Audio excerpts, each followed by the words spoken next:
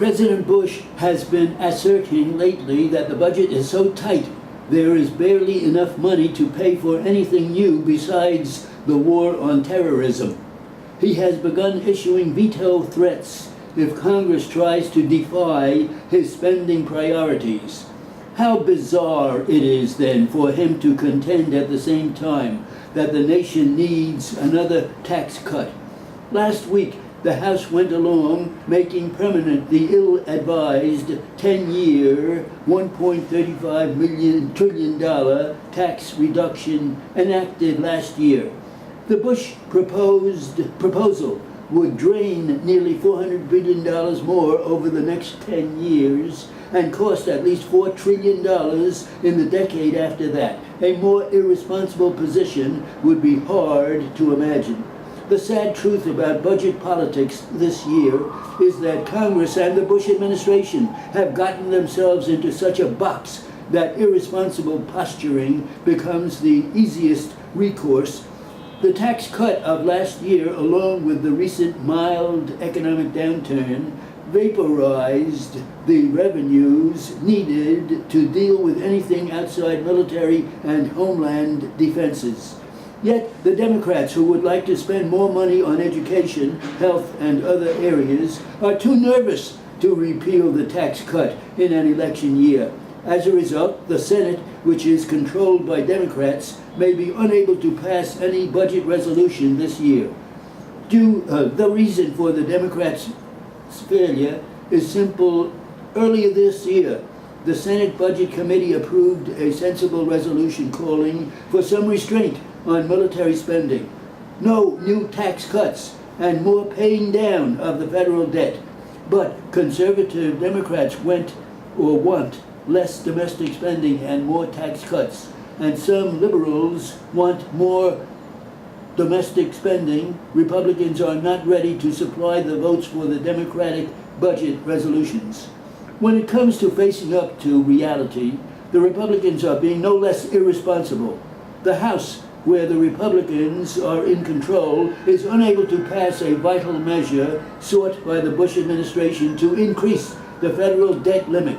Most Republicans don't want to admit that their own policies have returned the nation to the days of racking up more deficits and debts.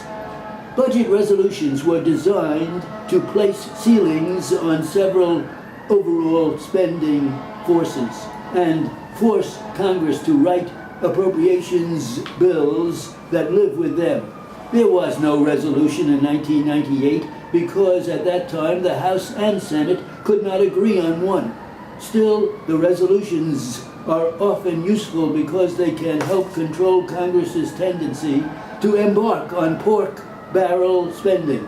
Without any specific spending limits, Congress needs to exercise some discipline while making sure that essential needs are met, an unlikely scenario in an election year.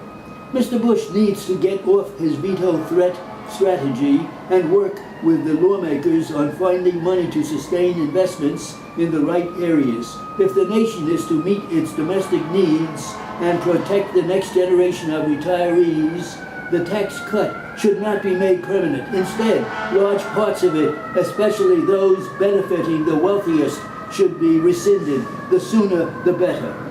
In this season of global terrorism, few people even know the name of the man who possesses one of the world's worst records for suicide bombings and other attacks on civilians.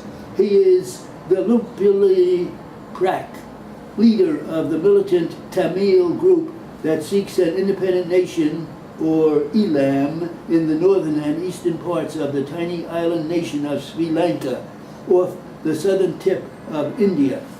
Mr. Prak recently energized from finding support for a ceasefire and political negotiations.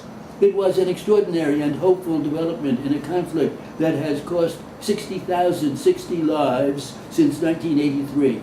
Ceasefires and negotiations in Sri Lanka have come and gone, but this time hopes are higher because of some moderately conciliatory statements by Mr. Prak.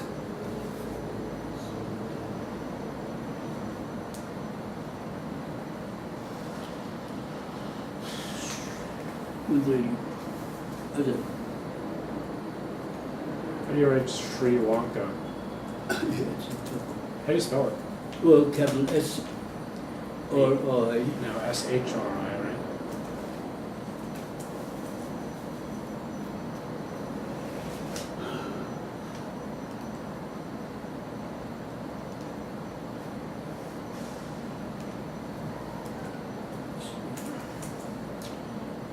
S-R-I, you're right, L-A-N-K. Yeah, capital S-R-I and then capital L-A-N-K-A. Sri Lanka.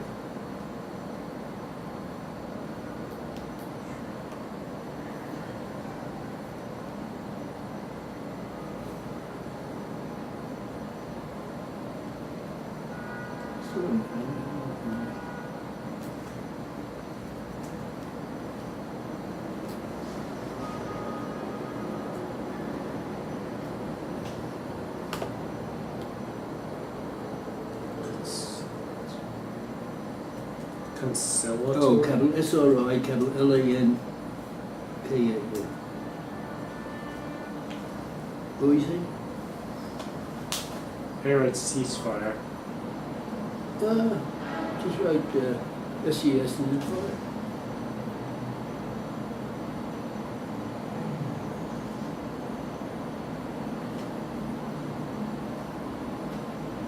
How do you write rescind? I write it R-E-S and then I-N-D.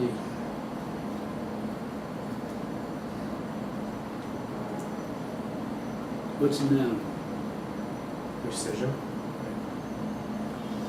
S-C.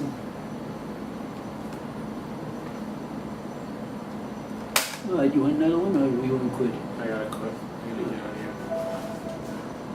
I'm ready to take a nap.